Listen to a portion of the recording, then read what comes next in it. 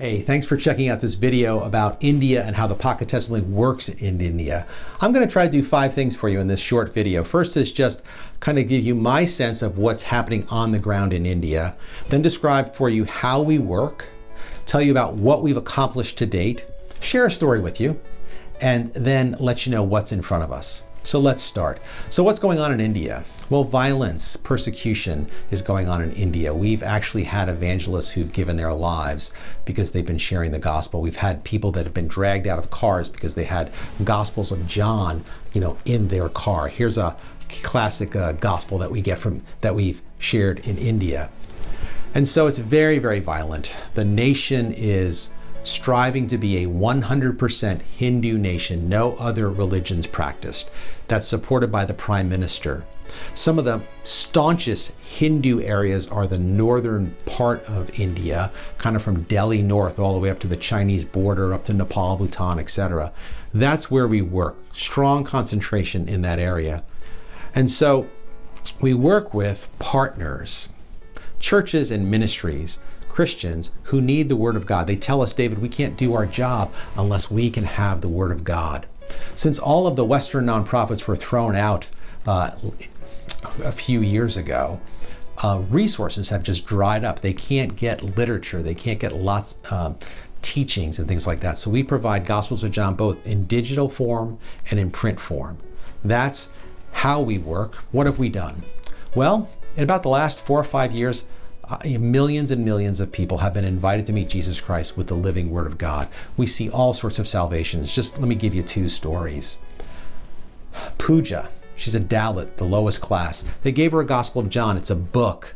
She doesn't own a book. She held it because it was precious, but she couldn't read. So the church taught her to read.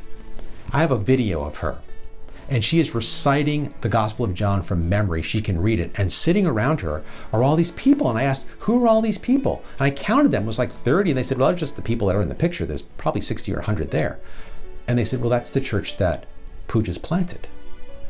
And all I could think about was the parable of the sower, 30, 60, 100-fold. A gospel given to an illiterate woman in the lowest class in India now has a church of 100 people. It's small, it's starting, but it's powerful, isn't it, the work of God? Another story, a man was given a Gospel of John in jail by a pastor. Yes, our pastors go to jails and meet with Hindus in front of government officials.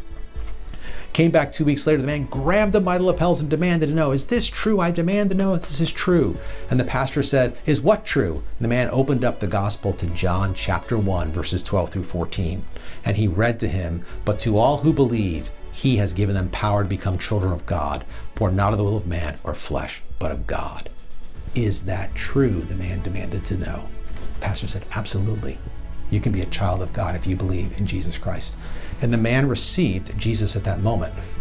Now the backstory was the man was a serious Hindu, very serious Hindu. He was in jail for life for a financial crime. He knew he was guilty. In the Hindu worldview, he would sit every day and contemplate what his next reincarnated life would be like. Would he be a bug? What would he be? He's set free now. He's set free. He'll die in that jail, but he's dying a free man. Isaiah 9, right? I've come to set the captives free. It's just remarkable what God's doing. And so what's laid out in front of us? They're continuing to press in, my friends. They're just pressing in the face of persecution, in the face of violence, the spiritual hunger. The vacuum of Hinduism is calling for the gospel of Jesus Christ. And our brothers and sisters are willing to go out and reach millions and millions of people. And so we're looking for support for people to come around this initiative that we have in India. I hope you pray about joining us. Thanks so much.